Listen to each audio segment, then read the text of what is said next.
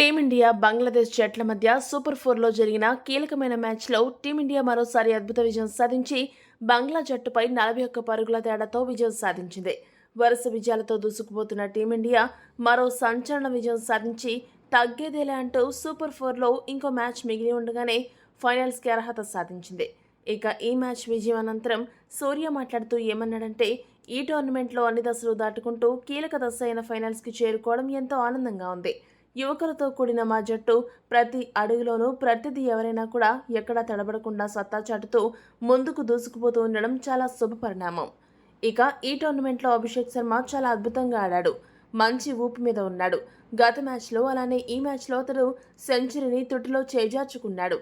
ఆ విషయం కొద్దిగా బాధాకరం.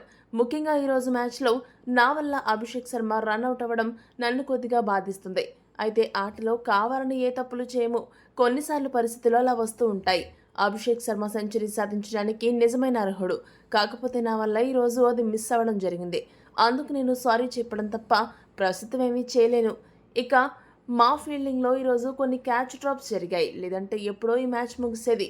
అంత అద్భుతంగా మా బౌలర్లు బౌలింగ్ చేశారు. ఫీల్డింగ్ విషయంలో మేము కాస్త కసరత్తులు చేయాలని అనిపిస్తుంది. ఇక ఫైనల్స్లో పాకిస్తాన్, బంగ్లాదేశ్ ఈ రెండు జట్లలో ఏ జట్టు ఫైనల్స్కి వచ్చినా మాకు దానికోసం పెద్దగా దిగులు లేదు.